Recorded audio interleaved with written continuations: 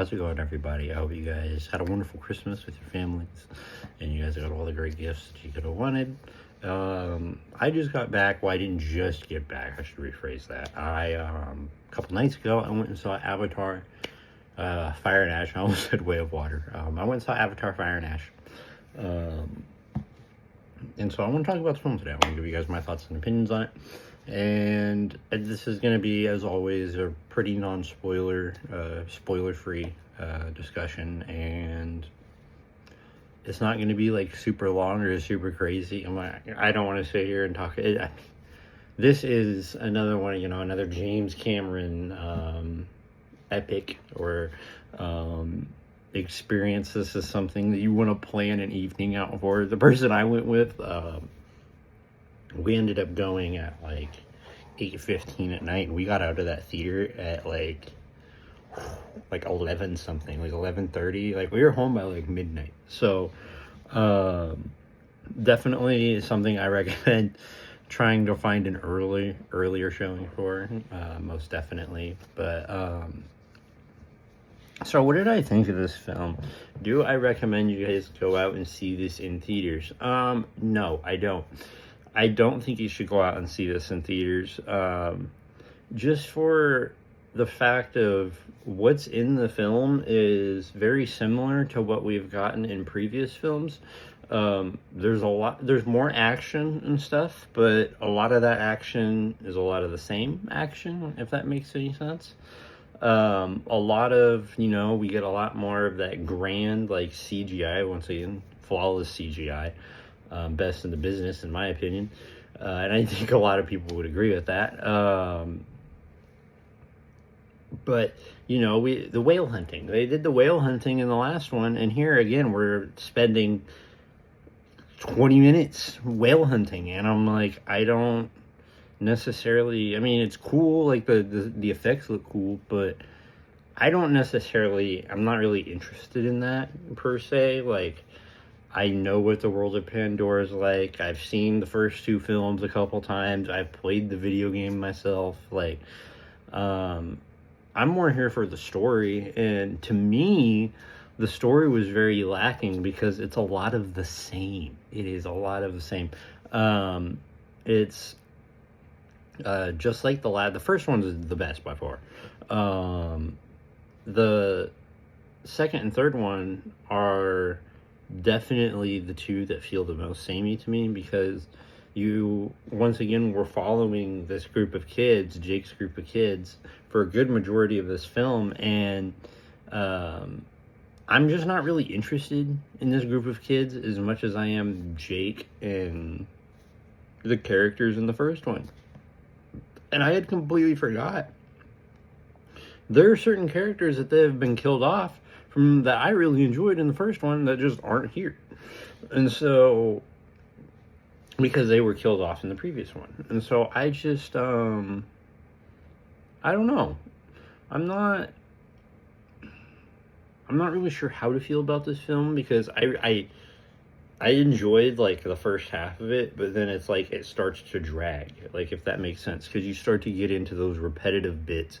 You're like, at first you're like, oh, okay, like we're getting back into the world, all this looks super cool, but then it just, at some point, I can't really pinpoint it, it starts to feel repetitive.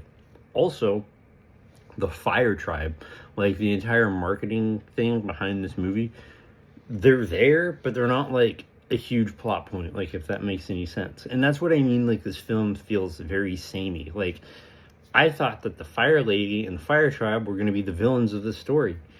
They're there, but they're kind of like side villains, like, if that makes any sense. It's the same general or colonel guy, Avatar, and I'm just like, and so he's the main protagonist again. And at the end, they do this really shitty thing where I promise you, it's a fake death. He just, like, falls off this rock. He's gonna return in the next one, I know it. And, like, once again, sorry, I had to, like, think there for a second. But, like, once again, Spider and the kids are getting captured. If I remember right, I'll have to go back and, like, look. but like a majority of the second film was like Way of Water was like centered around members of the family getting captured. And I'm just like, okay, I guess we're doing this again. And that's and you know, that feeds and leads into the plot with the colonel and stuff like that. And I'll begin there. It's like, okay, well, I guess we're doing this again. The one super interesting thing I liked was Sigourney Weaver's character of the girl that was born from Grace's avatar. That stuff still very entertaining to me. I'm still fascinated there. And they give like a little hint of like seeing Awa, and then they like pull it away. And I think that's the moment where like the film just deflated for me, because we don't really get anything else again from that point. So, I mean, oh, and the fire tribe. At one point, it shows the fire. Like, I thought the fire lady was gonna like get her comeuppance at some point. She doesn't. Like, literally, there's a point where she's just like, it shows her flying on her like dragon thing, and she's like looking back, and and then the camera just pans away, and she's never shown again. Like, she just disappears, and I'm like, what the hell? And I almost guarantee it's so she can come back in a later one, but it doesn't make any sense. Like, there's no conclusion to it. It didn't feel good. It didn't feel right. It felt out of place completely. Like, why did she just right away? Like, that doesn't make any sense to me. And like, honestly, the fire tribe was probably one of the second coolest part of this film besides the Awa stuff.